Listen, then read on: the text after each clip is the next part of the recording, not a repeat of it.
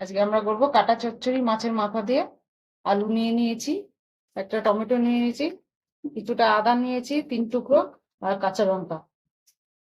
এবার মাছটা আমরা আগে থেকে ভেজে নিয়েছিলাম। এবার তেল দেবো, কড়াই গরম হয়ে গেছে। তাতে ফোড়ন দেবো তেজপাতা, শুকনো লঙ্কা আর জিরে।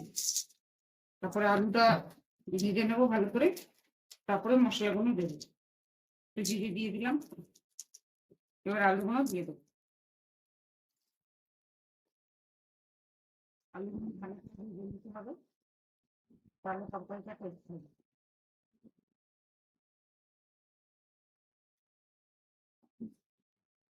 সামান্য নুন আর হলুদ দিয়ে দেবো আলুটা ভালো। বেশি দেবেন না, কেন আবার তো পরে দিতে হবে মশলাটাতে, দিয়ে না অল্প দেবেন।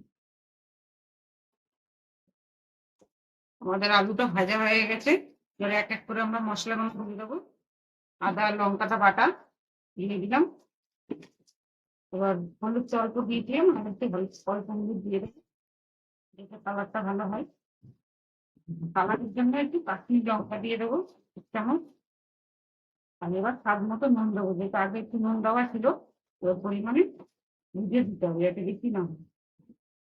এবার টমেটোটা দিয়ে ভালো করে কষিয়ে নেবে, এটা কষিয়ে তারপর বাটাটা দেবে, মাথাটা। আমাদের কষানো হয়ে গেছে, এবার মাছের মাথাটা দিয়ে দেবো। আর একটুখানি জিরের গুঁড়ো দিয়ে দেবে, জিরেটা যেহেতু ভাজা এমনি আগে দেয়নি, এখন দেবো অল্প। এবার একটু কষে তারপরে জল দিয়ে দেবো। বেশি জল দেবো না, একদম মাখানোটা হবে। অল্প জল দেবো, এই যে এতটা জল নিয়েছি।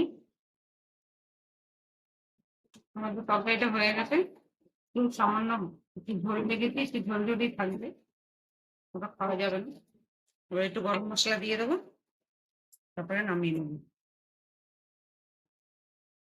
দেখবেন খেতেই খুব টেস্ট হবে, আপনারা করে খাবেন।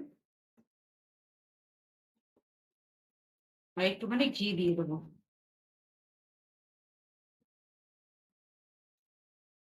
যেহেতু পেঁয়াজ দিইনি, ওই জন্য গরম মশলা আর ঘিটা দিলাম।